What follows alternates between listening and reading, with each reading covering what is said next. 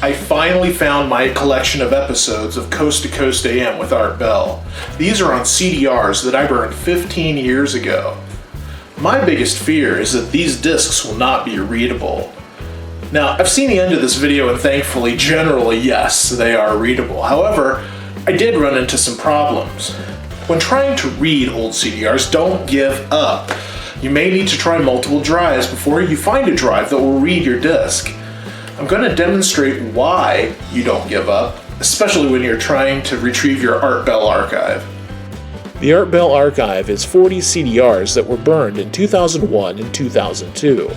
They were cared for with love, but I am afraid that disk rot may have destroyed some of them. Research conducted by J. Pridereau indicate that CDRs have an average life expectancy of 10 years. Most of the CDRs I used at that time were the absolute cheapest quality discs, so I'm sure that the 15 years that have already passed are really pushing this life expectancy. I begin by copying Art Bell Disc 1 to a hard drive. I'm reading the CD in a 2008 era Sony multi-format DVD CD burner. Everything goes well until the end of the disc. My experience has been that most discs that have read failures experience those failures in a higher frequency closer to the outer edge of the disc. CDs and DVDs start writing at the innermost track of the disc and move toward the outer edge as more data is written to the disc. In contrast, a vinyl record is read from the outermost track and moves toward the center of the disc as more information is read.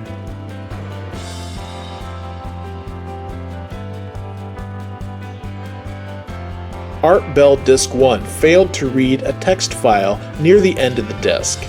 I'm using KDE as my desktop, which uses Dolphin as the file manager. Dolphin gives the user an option to retry reading a file.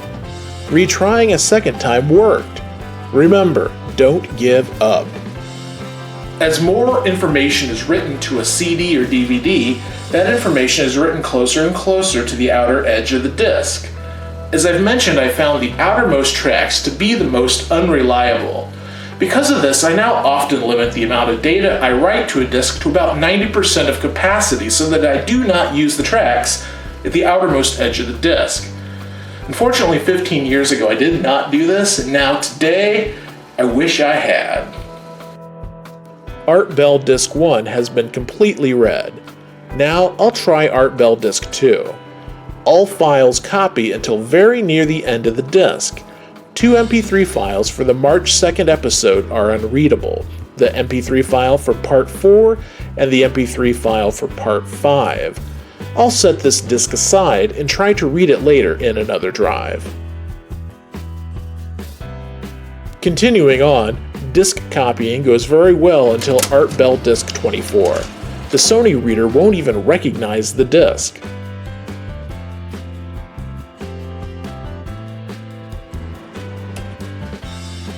I finished the remainder of the discs and moved to another computer which has a different optical drive installed. This drive is a 2004 era Light-On multi-format DVD CD burner. Art Bell Disc 1 is read with no problems at all, unlike reading it on the Sony drive. The Light-On drive has the same problem with Art Bell Disc 2, and in addition, it won't read the Part 3 MP3 file of the March 2nd episode. Art Bell Disc 24 is again not recognized by the Light-On drive at all. Now it's time for something different. I have a large collection of old CD and DVD drives, both read-only and writers. I'll grab an old CD-ROM drive, install it, and see what happens. This drive is a Light-On CD-ROM drive from 2005. It's actually newer than the Light-On DVD CD burner. I have 2 problem discs, Disc 2 and Disc 24. I'll load Disc 2 into the CD-ROM drive. Completely unreadable. I did check this drive and confirmed it does work, so it appears to be a problem with the disc. When I inspect the disk closely, I find that there is a burning defect at the outer edge of the disk where I assume these unreadable files exist. That assumption is based on the date order in which the files were burned. This mark probably existed before I burned this disk in 2001, and these files probably never had a chance of being read. Lesson learned: verify your burns. Looking at disk 2 has exposed the reason for the unreadable files. I should look at disk 24. Oh no, I think I see disk rot.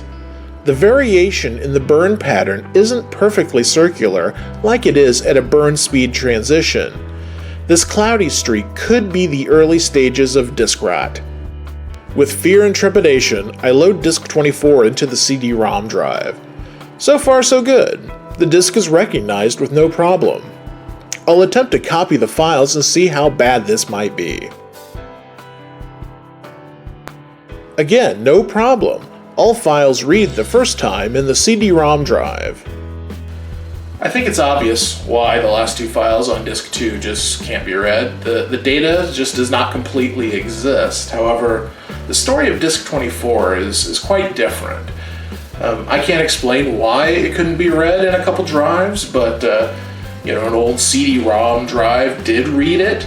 But I think it's a good case that when you're trying to recover a disk and there's no physical obvious defect, don't give up.